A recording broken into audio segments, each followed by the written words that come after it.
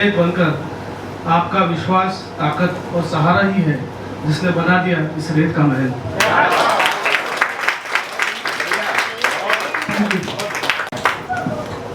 धन्यवाद कुमार जी। नमस्कार। मंच पर बैठे सभी महानुभावों को मेरा शत नमन। और आप यहाँ अवतार वहां से पाते हैं, सच मानो या उस दुनिया में होता है नारी का सम्मान जहां पर होता है। तो अभी एक स्त्री ने स्त्री के सम्मान में जो बातें कही, सचमुच उन कविता कहानियों में जो छुपा हुआ था उनको उन्होंने महसूस किया। अब हम चलते हैं एक ऐसे शख्स के पास जो अलका जी के सुपुत्र हैं, भाई अश्विन। प्लीज।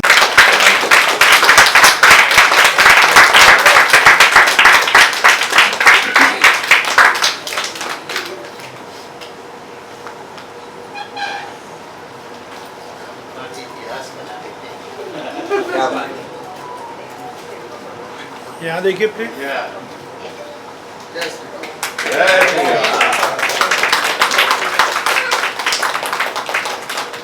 अलका जी यहाँ देखिए प्लीज। लोग यहाँ, अलका जी,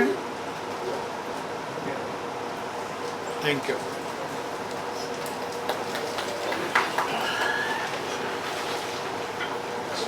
और मंच पर आज के हमारे समारोह अध्यक्ष आदरणीय नैनन तिवारी जी और आज के प्रमुख वक्ता पवन तिवारी जी, आदरणीय सेवा सदन जी, आदरणीय मेरी बहन कनकलता और कमलेश गुप्ता, और जिसके लिए हम यहाँ उपस्थित हुए वो नहीं होते तो शायद हम आज उपस्थित नहीं होते, ऐसे मेरे भाई प्रकाशक राम कुमार त्रिपाठी जी, और हमेशा मंच को अपने मधुर वाणी से, सुंदर शब्दों से संजोते रहते हैं और हमेशा मन संचालन उत्कृष्ट मन संचालन करते हैं। ऐसे कुमार जैन साहब एक ही अच्छे वरिष्ठ गजलकार हैं, शब्दों के चितेरे हैं, और सबसे बड़ी बात यह कि मेरे हर प्रोग्राम में निस्वार्थ भाव से सेवा देते हैं। और इन्होंने देते ही नहीं हैं, इन्होंने मुझसे वादा भी किया है, यदि कोई विशेष कारण नहीं रहा तो अलका जी आपके हर प्रोग्राम में मैं निस्वार्थ निःशुल्क सेवा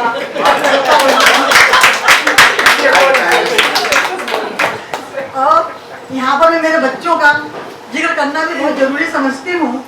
मेरे सुपुत्र अश्विन पांडे, मेरी बेटी आरती पांडे, इन लोगों ने मुझे उस समय इतना संभाला जब मिस्टर पांडे मुझे इस दुनिया में छोड़ के चले गए थे। तब तो ऐसा लग रहा था जैसे ये दुनिया थम गई है, अब कुछ आगे काम होगा नहीं। लेकिन मेरे बच्चों ने मुझे बहुत सबल दिया। उन्होंने मुझे कहा कि माँ तू घर नहीं बैठेगी, जिस तरह से पहले जीती थी आज वैसे ही जीतेगी, और घर की चिंता मत करना। मेरे बेटे में इतना दम है कि घर आज भी चला सकता है। वो साहस मुझे उन्होंने दिया, जिसकी वजह से आज मैं फिर यहाँ पे खड़ी हूँ आपके सबके साथ में। और अपने बारे में क्या कहूँ, अपने लिए कुछ कहने के पहले किसी की तो पंक्तियाँ मुझे याद आ रही हैं, मैं कहूँगी। मेरी मंजिल मेरा हौसला देखकर, डर मुझे भी लगा मेरा फासला देखकर, मैं कदम आगे बढ़ाती रही रास्ता देखकर, खुद ब खुद नजदीक आती गई मेरे करीब मंजिल मेरा हौसला देखकर। पहले मैं सबसे पहले नई मुंबई की धरती को भी नमन करती हूँ, और साहब आप सबके स्नेह को भी नमन करती हूँ, आपके प्रोत्साहन को नमन करती हूँ। हम सभी के हौसले की वजह से ही आज पुनः मैं आप सबके समूह के यहाँ पर खड़ी हूँ इस स्थिति में। सबसे पहले मैं धन्यवाद करूंगी हमारे वरिष्ठ कवि भाई त्रिलोचन सिंह अरोड़ा जी का, जिनका हौसला आज से नहीं है, बहुत सालों पहले से मुझे मिलता रहा है। आज के समय में अभी कुछ दिन पहले ही टाइम्स ऑफ इंडिया ने एक सर्वे किया था कि आईएएस में सबसे अधिक लड़कियों ने टॉप किया। आईसीएसई बोर्ड में किया, सीबीएसई बोर्ड में किया, महाराष्ट्र बोर्ड में किया, नीट में किया, जेई में किया, यहाँ तक कि महाराष्ट्र के सीटी में भी सबसे ज्यादा लड़कियों ने टॉप किया। तो सर्वे में आया क्या? टाइम्स ऑफ इंडिया ने सोचा कि ऐसा क्यों हुआ, क्या कुछ गलत हो रहा है, या किसी आरक्षण के कारण हो रहा है। तो उन्होंने सर्वे किया तो मालूम है क्या आया? लड़कियां हमेशा अपने परिवार, अपने माँ बाप के कहे में रहती हैं, इसलिए उनके भीतर वह संस्कार है, वह संस्कृति है, इसलिए वह टॉप कर जाते हैं। और मुझे लगता है कि अलका जी ने अपनी इस कहानी रेत के महल में बिल्कुल सही लिखा है, उसे पढ़ना चाहिए लोगों को। और करती हूँ अस्तित्व की। ये कहानी हमें सोचने पे मजबूर करती है कि हमारी पहचान किन संघर्षों से होकर बनती है। ये कहानी केवल पात्र की नहीं, बल्कि हमारे अंदर की उस आवाज की कहानी है कि हमें अपने वास्तविक स्वरूप को खोजने के लिए क्या करना है, और ये कहानी हमें इसके लिए प्रेरित करती है। मुख्य कहानी रेत का महल, जो कि जिसके ऊपर इसका नाम है, वो रिश्तों की नाजुकता का एक गहरा सबक है। जैसे रेत का महल तेज हवा या लहर से बिखर सकता है, वैसे जीवन में कई सार्थक संबंध समय और परिस्थितियों के दबाव से टूट जाते हैं। रेत के महल में जो लड़की अपने को बहुत सुंदर समझती है और फिर लड़का ही उससे मना कर देता है, तो उसके अंदर रेत के महल की तरह भावनाएं गिर जाती है, लेकिन फिर वो अपने को संभालती है और जीवन में आगे बढ़ने को प्रेरित होती है। तो ये कहानी जीवन की सार्थकता पर और प्रश्न पर बहुत सारे विचार करने को हमें प्रेरित करती है।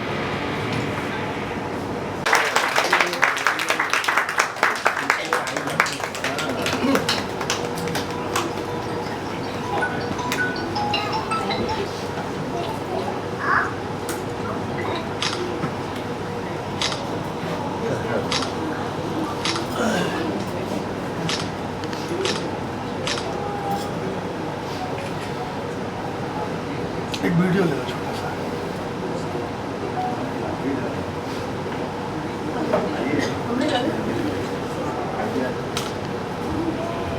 जाइए आप जाइए।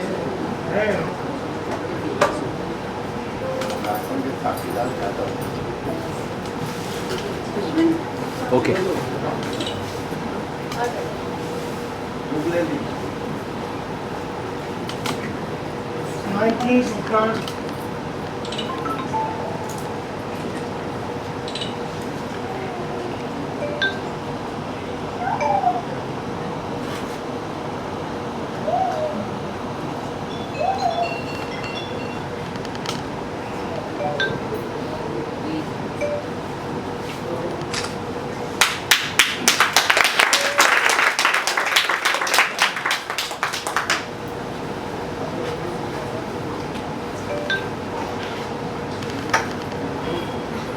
नाम है रेत का महल।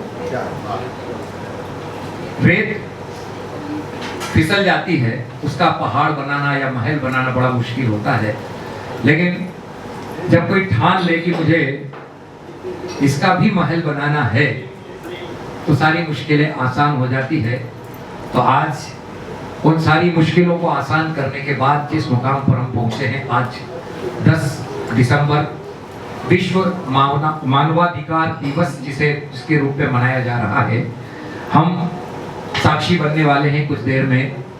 रेत का महल पुस्तक रचनाकार अलका पांडे जी, आप सबकी साक्षी में उसका विमोचन, और फिर कहानियों के सिलसिले में क्या होती है कहानी, कैसे बनती है कहानी, हम सुनते हैं तो क्यों हमारा मन उसके साथ जुड़ जाता है, उस चरित्र के साथ हम अपने आप को ढूंढने लगते हैं। कहानी कैसे बनती है।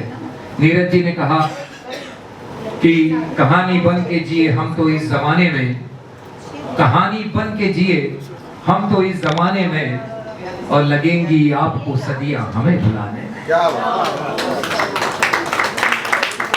अरे बहुत अच्छी बात उन्होंने कही कि न तो मंजू जी आप पीछे बैठे तो अच्छा रहेगा, बात में वार्तालाप बिल्कुल न करें। मैं स्पष्ट बोल देता हूँ, कारण यहाँ सब रचनाकार हैं, सब समझदार हैं, और सब अपने अपने घर में पूरा बोल के आए हैं।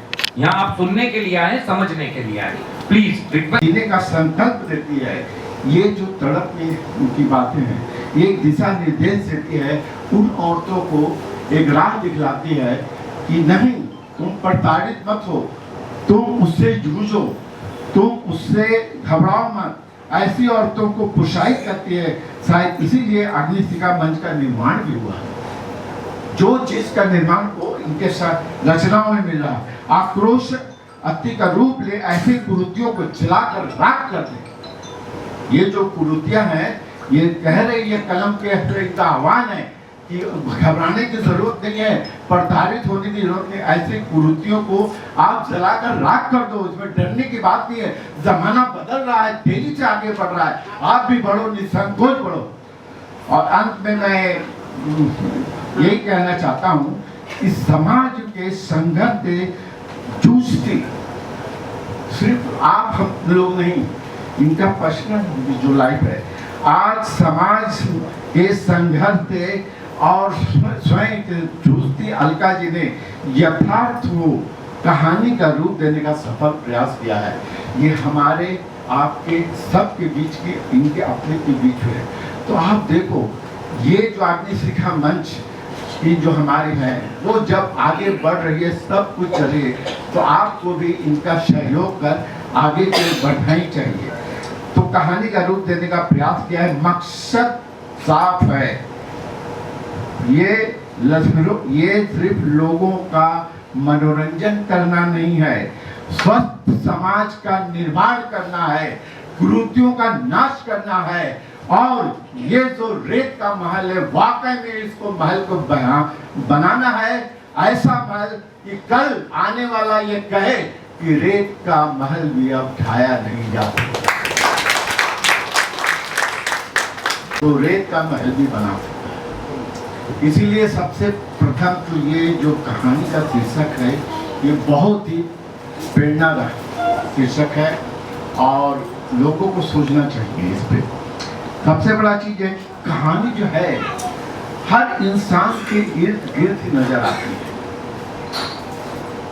साधारण इंसान जो होता है, मन ही मन कल्पनाओं में अपने वजूद को घटनाक्रम से जोड़ता रहता है, पर एक लेखक जो होता है वो यथार्थ और कल्पना के मिश्रण को सटीक शब्दों में पिरोकर कहानी का रूप देता है। कहानी हमारे आस पास से रहती है, कहानी अपने समय का इतिहास बताती है। कहानी को लोकप्रिय बनाया हमारे फिल्म के सिपाही मुंशी प्रेमचंद जी ने, जब उन्होंने समाज के दबे हुए वर्ग के तबके के छोटी छोटी घटनाओं को, सामाजिक को कहानी का रूप दिया और लोगों को यथार्थ से रूबरू कराया, तभी से ये कहानी बहुत ज्यादा प्रचलन में मतलब आ गई।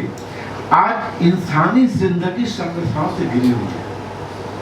कहते हैं ना, डिजिटल युग है, काफी सुविधाएं हैं, फिर भी हमारे जीवन में काफी परेशानियां हैं, समस्याओं से घिरी हुई है। कभी धार्मिक बंधन, कभी मर्यादा, कभी सियासी दायरा।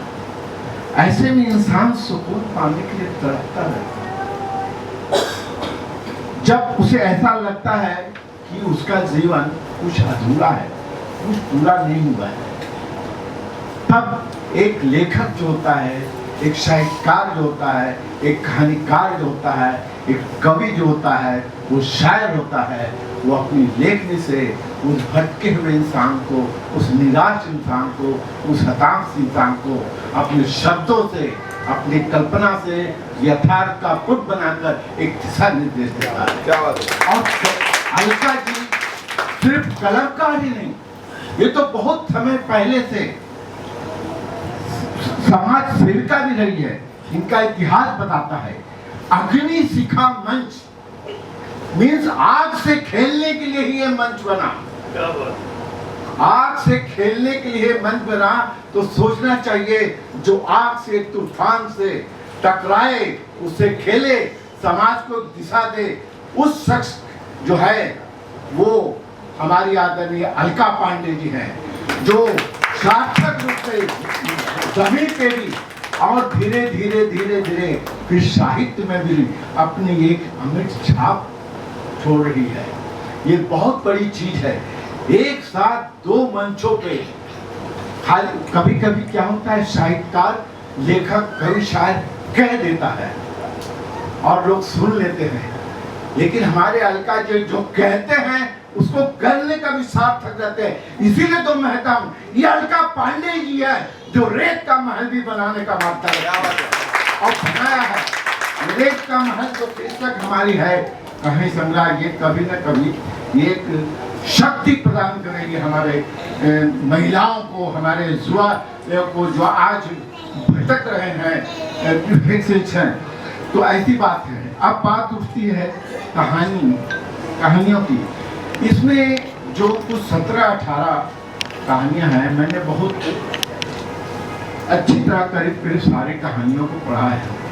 मूलतः क्या है, हर कहानी कहीं न कहीं नारी के जीवन से जुड़ा हुआ है। या प्रताड़ित नारी हो, भ्रमित नारी हो, भटक वाली नारी हो, परेशान भरी नारी हो, तो एक नारी होने के नाते अलका जी ने अपने लेखनी से, अपनी सोच से, अपनी पहली दृष्टि से जिस तरह से नारी को परखा है, देखा है रूबरू, उसी को अपनी कलम में शब्दों में ढालकर इस कहानी चंद्रा को बनाया है। मैं 2-4 कहानियां हैं जो बहुत महत्वपूर्ण है, उसके बाद मैं आपको बताता हूँ। सबसे बड़ी चीज है कि रेत के महल के समीक्षात्मक टिप्पणी में मैंने पढ़ा जो हमारे विद्वान श्री हरिवानी ने लिखा है, बहुत अच्छा इन्होंने दिया। एक लाइन में ही बोलते ने कागज में सागर भर दिया है। इनकी तीखे तेवर की कहानियां हैं। हमारे हरिवानी जी ने जो लिखा है पुस्तक में आप पढ़ेंगे, एक लाइन में कह दिया है कि इनके तीखे तेवर की कहानियां हैं। ये प्रतिक्रिया है, ये मात्र कल्पना नहीं और चारण नहीं, स्तुति नहीं। ऐसा है, पुरुषों से प्रताड़ित स्त्रियां, चाहे वो माँ हो, बेटी हो या पत्नी हो, अलका जी ने लेखनी से उसे दिशा प्रदान, संघर्ष हेतु एवं नए सिरे से जीवन संभालने के लिए प्रेरित करती रहती है। और यहीं पर एक लेखक का धर्म सार्थक हो जाता है। एक लेखक या व्यक्ति समाज के चरित्र निर्माण में राष्ट्र की एकता को बनाए रखने में अहम भूमिका निभाता है। और सही में ये अहम भूमिका हमारी अग्निशिखा मंच की जो है है अलका जी निभाती है, प्रत्यक्ष और अप्रत्यक्ष रूप से। रेत का महल आखिरकार ठहर जाते हैं। आप समुद्र के किनारे में जाओ, लोग शौक से ग्रंथ बनाते हैं, वो थोड़ी देर का ठहर जाता है। इस कहानी में सिमरन को अपनी खूबसूरती पे गर्व नहीं घमंड हो जाता है। इसी कहानी के बात कर रहा हूँ जो किसी को भी कुछ नहीं समझती, पर लड़का ही उसे शादी करने से जब इनकार कर देता है तब उसका घमंड रेत की महल की तरह ढह जाती है। तब उसको समझ में आता है और इस असलियत, उसे अपनी असलियत का उसको आभास होता है। ये एक कहानी जो है उसकी एक है।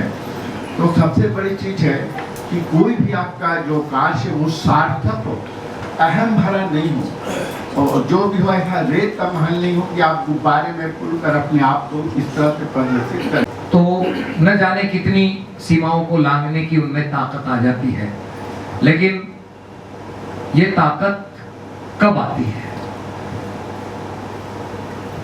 जब हम अपने आप को समझने का प्रयास करते हैं और जब समझ लेते हैं तब ये ताकत आती है। और 100% यही होता है कि हम दूसरों को समझने का ज्यादा प्रयास करते हैं। और जब हम अपने अंतर मन में उतर जाते हैं, अपने आप की तलाश में उतर जाते हैं, तब सचमुच वो एक नवीन जो आपका नया सफर है, वो जिंदगी का सफर वो शुरू हो जाता है। हम अक्सर सोचते रहते हैं कि हम ये करेंगे, वो करेंगे, और उसी में हमारा जिंदगी का जो महत्वपूर्ण समय वो निकल जाता है। लेकिन जो उस समय को बांध देता है अपनी रचनाओं में, अपनी कहानियों में, वो जीवंत हो जाता है, क्योंकि जिस क्षण को आपने जी लिया वो आपका हो गया। बाकी आपने जो समय गुजार दिया वो आपका नहीं था। इसके लिए कहा ना, एक एक क्षण कीमती है। या तो हम अतीत में जीते हैं, या वर्तमान में जीते हैं, या भविष्य में जीते हैं। इसलिए सच कहा किसी ने कि your past is a waste paper, your present, your future is a question paper.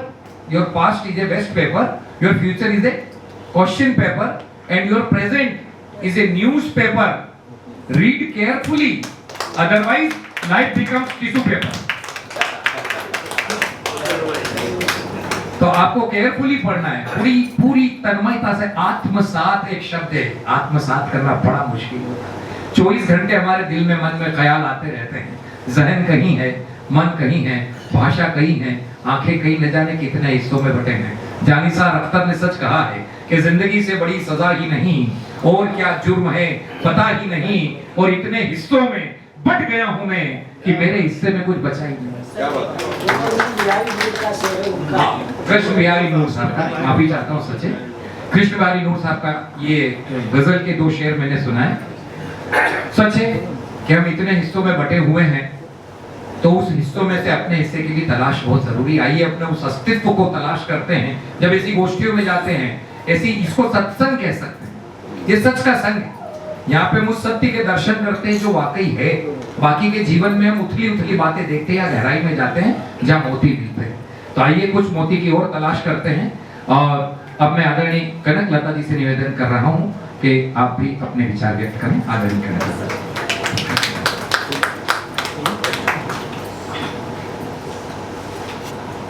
वो फणीश्वरनाथ रेणु अज्ञेय जी, न जाने कितने ऐसे साहित्यकार हैं जिनकी रचनाएं कालजयी हैं। उसी क्रम में हर कोई प्रयास करता है कि उनकी रचनाएं भी समाज में लोगों को मार्गदर्शन दें।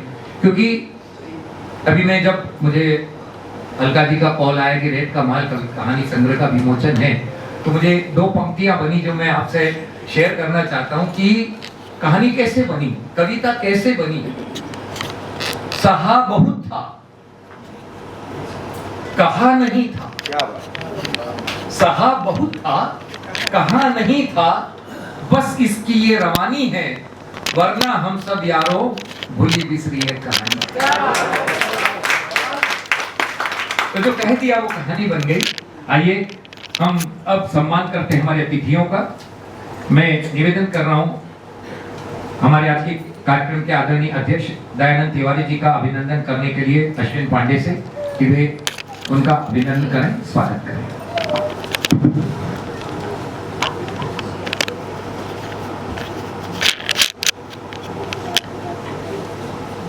थोड़ा क्रॉस भाई साहब प्लीज, थोड़ा। हाँ सर रुकिए प्लीज, थोड़ा क्रॉस। हाँ थैंक यू।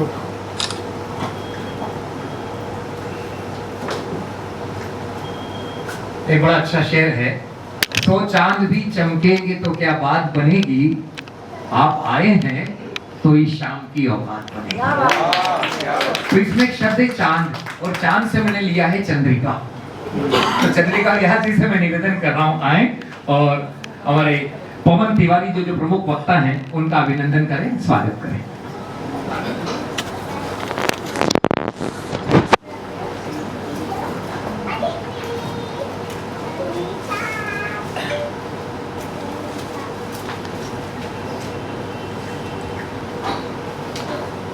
थोड़ा सा क्रॉस प्लीज मैडम, थोड़ा सा ऐसा हो जाए। Thank you.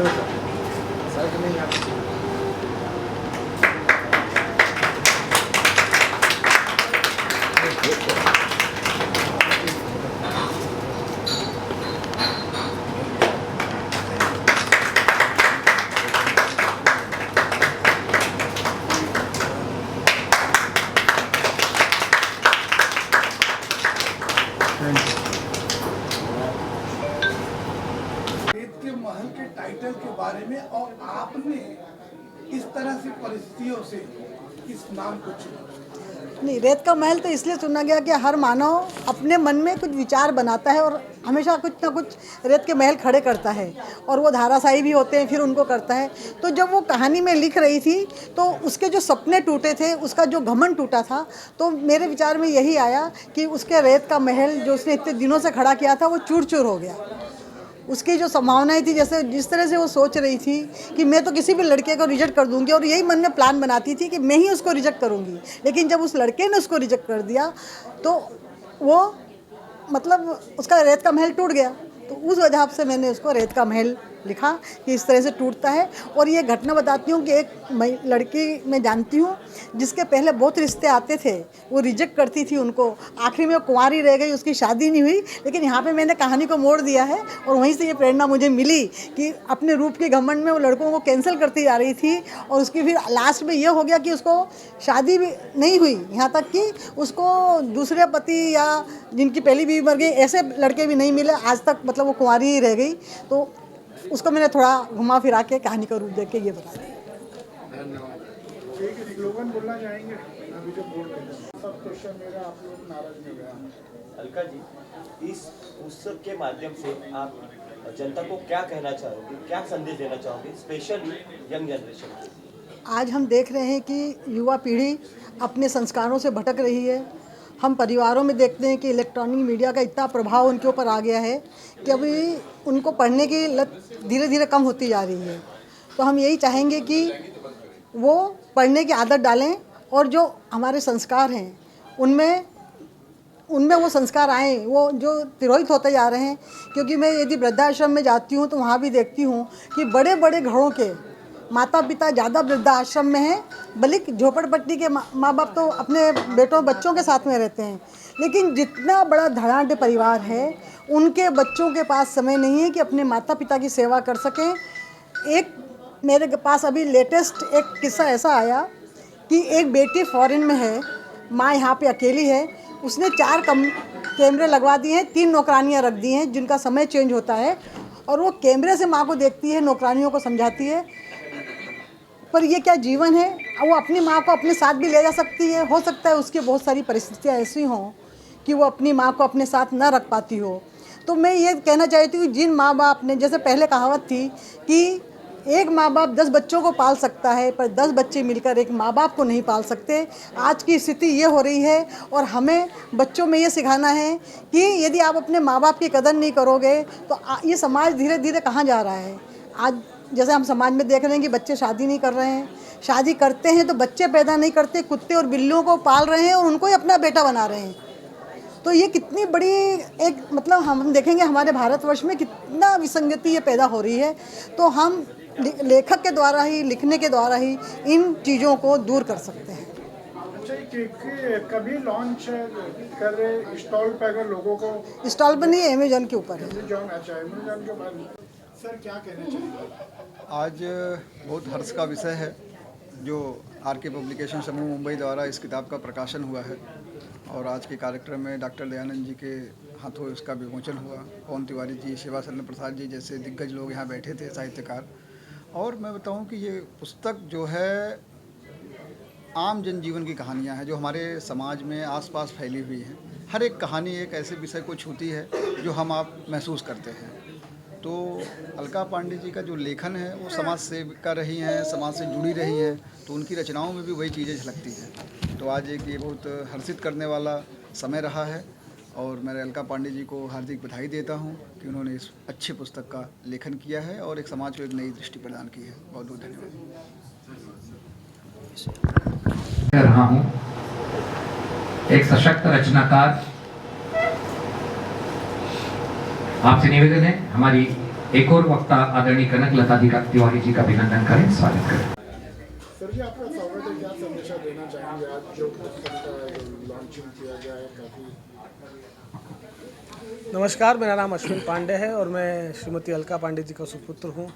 मेरे लिए तो आज बहुत गर्व की बात है कि आज मेरी मम्मी की 15वीं पुस्तक का विमोचन हुआ है और ये पुस्तक मेरे लिए बहुत ख़ास इसलिए भी है क्योंकि ये कहानियों का संग्रह है और ये कहानियों का मैं हिस्सा रहा हूँ। बचपन से मैंने इन कहानियों को, इन सिचुएशंस को मैंने घटित होते हुए देखा है हमारे घर में, हमारे सामने, और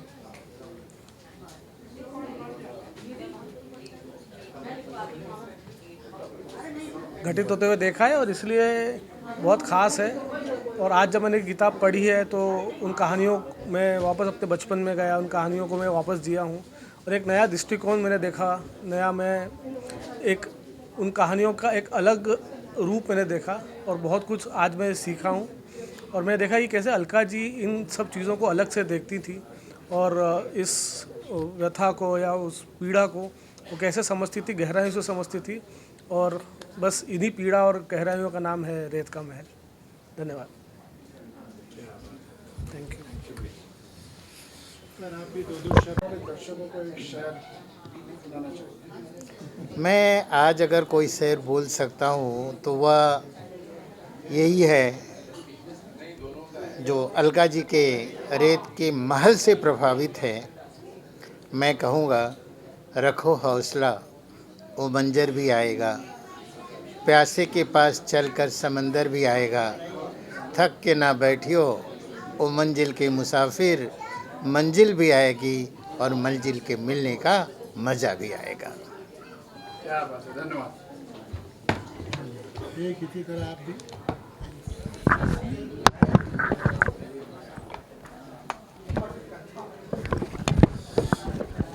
थोड़ा लाउड में और एकदम आपकी। मेरी मंजिल मेरा हौसला। अलका जी, इस पुस्तक के माध्यम से आप जनता को क्या कहना चाहोगे, क्या संदेश देना चाहोगे, स्पेशली यंग जनरेशन के लिए? आज हम देख रहे हैं कि युवा पीढ़ी अपने संस्कारों से भटक रही है। हम परिवारों में देखते हैं कि इलेक्ट्रॉनिक मीडिया का इतना प्रभाव उनके ऊपर आ गया है कि अभी उनको पढ़ने की लत धीरे धीरे कम होती जा रही है। तो हम यही चाहेंगे कि वो पढ़ने की आदत डालें और जो हमारे संस्कार हैं उनमें वो संस्कार आए, वो जो तिरोहित होते जा रहे हैं। क्योंकि मैं यदि वृद्धाश्रम में जाती हूँ तो वहाँ भी देखती हूँ कि बड़े बड़े घरों के माता पिता ज़्यादा वृद्धाश्रम में हैं, बल्कि झोपड़पट्टी के माँ बाप तो अपने बेटों बच्चों के साथ में रहते हैं।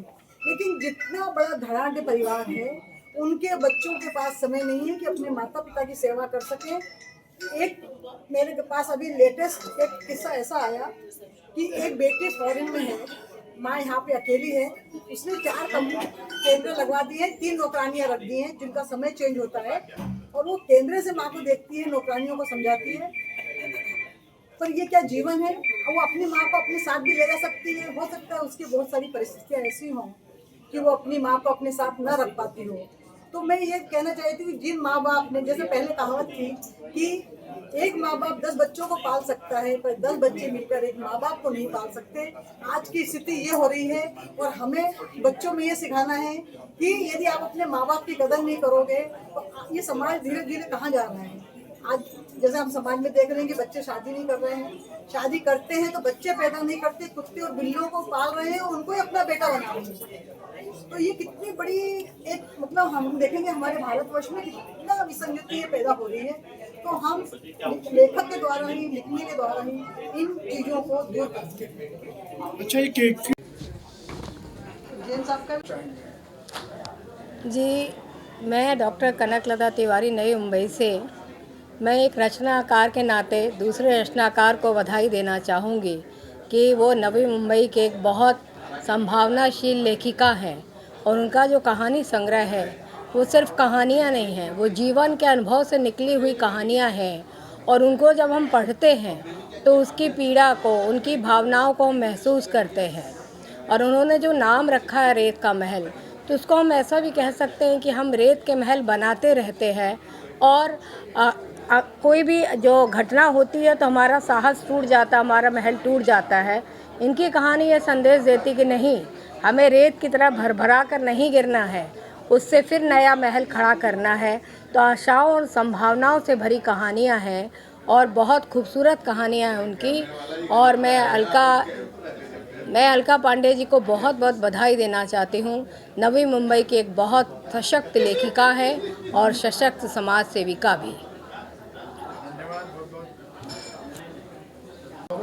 आज जैसे कि रचनाकार अलका पांडे जी ने इतना बढ़िया दर्शकों के लिए जो काफी लोगों का यहाँ पर आगमन हुआ है, क्या संदेशा देना चाहेंगे हमारे चैनल के माध्यम से आपका सफर? सबसे पहले मैं डॉक्टर अलका पांडे जी को बधाई देता हूँ कि रेत का महल जैसा बढ़िया कहानी संग्रह उन्होंने लोगों को दिया है। मैं अलका जी को वर्षों से जानता हूँ कि वह एक बहुत बड़ी समाज सेविका हैं और उसके साथ एक बड़ी लेखिका बन गई हैं। वो उन्होंने इस पुस्तक में जो 18-19 कहानियाँ लिखी हैं, यह एक भी कहानी काल्पनिक नहीं है। यह उनके अनुभवों पर आधारित कहानी है और कहानी सिर्फ कहानी नहीं है, बल्कि आज स्त्रियों की समस्याएं, युवकों की समस्याएं, भारतीय संस्कृति की समस्या, सभी पर प्रकाश डालते हुए उन्होंने बहुत सारी समस्याओं का इसमें कहानियों के माध्यम से समाधान भी दिया है। इसलिए ये कहानियाँ सिर्फ कहानियाँ नहीं हैं, बहुत ही महत्वपूर्ण कहानियाँ हैं। और रेत का महल जो कहानी है वह एक आधुनिक युवती के चरित्र पर आधारित है। वह सोचती है कि वो बहुत सुंदर है और अंत में उसके सुंदरता के बावजूद उसका बॉयफ्रेंड ही उसे रिजेक्ट करता है। लेकिन अलका जी की कहानी की विशेषता है कि वह टूटती नहीं है, बल्कि वह बदला लेने के लिए ज़्यादा मेहनत करती है। मेहनत करके वह उसे दिखाना चाहती है। इनकी जितनी भी कहानियाँ हैं, सभी कहानियों में रोष तो है, गुस्सा है, लेकिन रोष और गुस्सा बिगड़ा हुआ नहीं है, बल्कि वह बनने वाला गुस्सा है। इसलिए ये कहानियाँ आज के युवाओं के लिए, आज के परिवार के लिए, आज के युवतियों के लिए, सभी के लिए बहुत इम्पोर्टेंट है। धन्यवाद सर। थोड़ा सा शिफ्ट कर लेते हैं। तो ठीक है, करते हैं ना।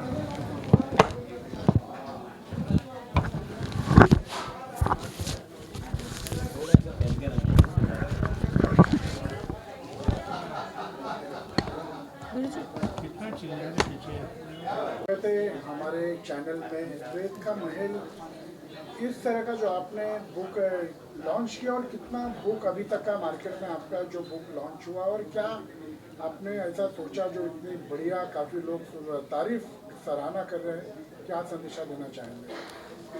मैं यही संदेशा देना चाहूँगी कि एक लेखक जो होता है, जो लेखक एक होता है, वो जो अपने इर्द गिर्द देखता है, महसूस करता है, उसके बारे में सोचता है, और जो समाज की विसंगतियाँ होती हैं उनके ऊपर ही वो अपनी कलम चलाता है।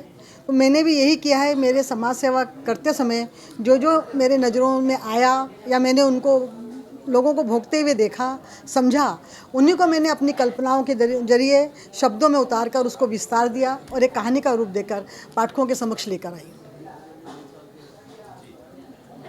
धन्यवाद।